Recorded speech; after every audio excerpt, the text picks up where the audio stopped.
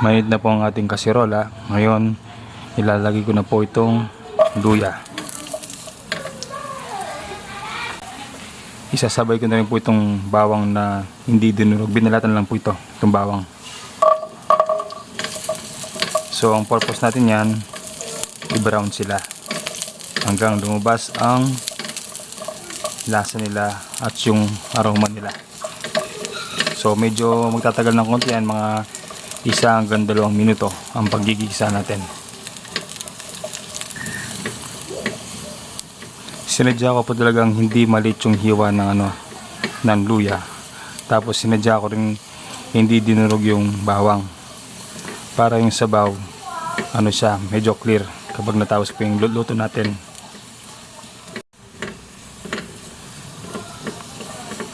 Sa puntong ito, kung makikita niyo po, yan medyo actually brown na sila.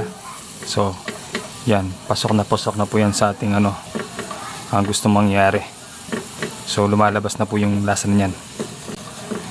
So, ang next gagawin natin yan, maglalagay tayong tubig.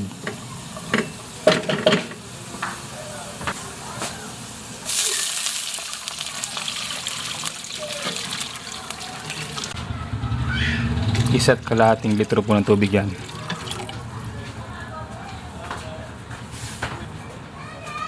Maglalagay po ako ng 2 star anise. Ito naman po yung pamintang buo. Ayan. Takpan po natin hanggang kumulo. Balik po tayo. Balikan po natin. Ayan. Sobrang kulo na po.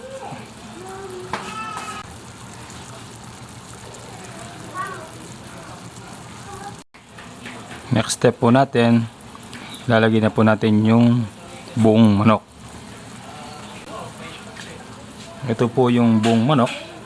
So gagawin natin, maglalagay po tayo ng tanglad sa loob ng cavity. Yan.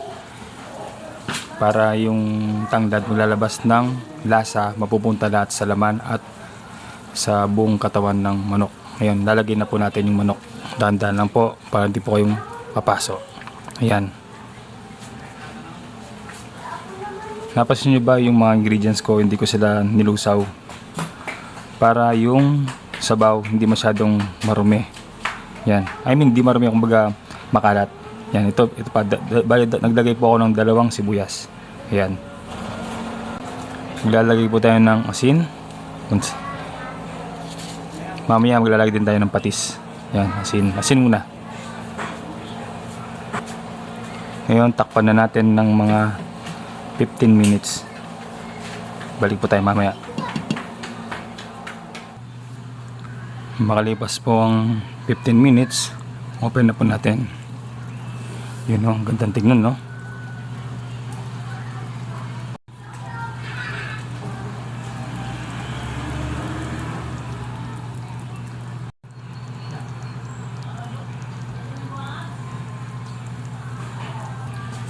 Next step po natin ay baliktarin po natin yung manok.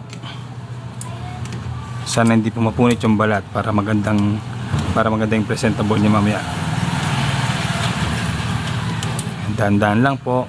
Ayun, napunit nga sa bandang ilalim. Yan.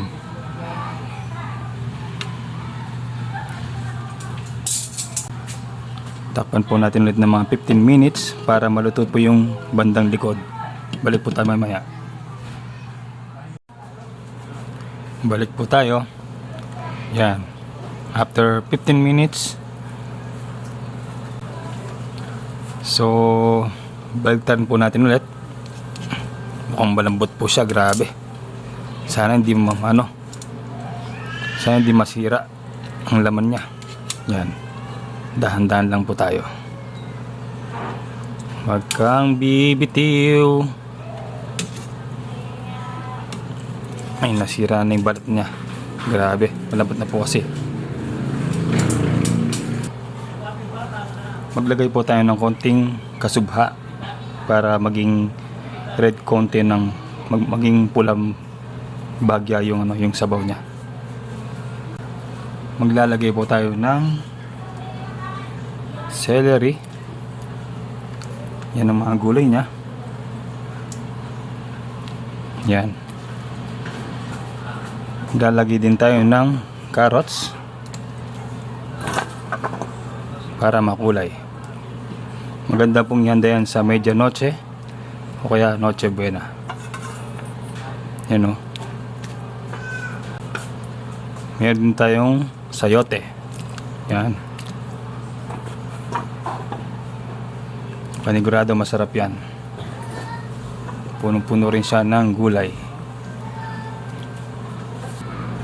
Para mas malasa ang ating dilagang buong manok, ito, lalagay po tayo ng chicken cubes. Takpan po natin ulit ng mga 5 minuto.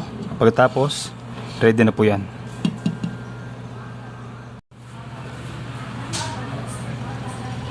Balik po tayo. Yan o, after 5 minutes, ready na po yan. Pakita ko lang po sa inyo. Tignan nyo naman, mga kabudnatics oh. Ang ganda ng kulay ng sabaw. Grabe yan oh. Tapos green na green yung gulay. Sigurado napakasarap ng lasa ng sabaw niyan no. Grabe. Itong klaseng recipe na ganito, perfect ito para sa Noche Buena or Medianoche. Kasi malamig po yung panahon eh. Masarap pong humigop ng sabaw. Yan o. Sarap niyan. Malasang malasa po yan. Ito na po yung final touch natin. Ceiling green. Yan. Ready na po ang ating ulam for today. Masarap din po yan sa Medianoche at Noche Buena. Yan o. Sana na-enjoy nyo po yung aming recipe. Kung paano namin gawin ito. Sana meron po kayong natutuhan. Yan, papakita ko lang po ng tutukan. Tignan niyo po yung sabaw. Ang ganda ng sabaw oh. Medyo reddish siya, pero clear na clear. Grabe, ang sarap ng sabaw. Panigurado, paldo na naman tayo sa kanin nito. Yan oh, meron pang carrots. Kompleto na po yan. Sana na-enjoy nyo po yung aming recipe for today. Sana mapili nyo po itong aming recipe this coming holiday season po. Panalong panalo po ito. Magpa-impress sa mga inyong kaibigan, sa inyong mga kamag-anak. So sana mag-guide nyo po ang aming recipe. Magpapalam na po kami. Maraming salamat po sa panonood. Ingat po lagi. Subscribe, like, and share na po ang aming video. Maraming salamat po. Thank you po.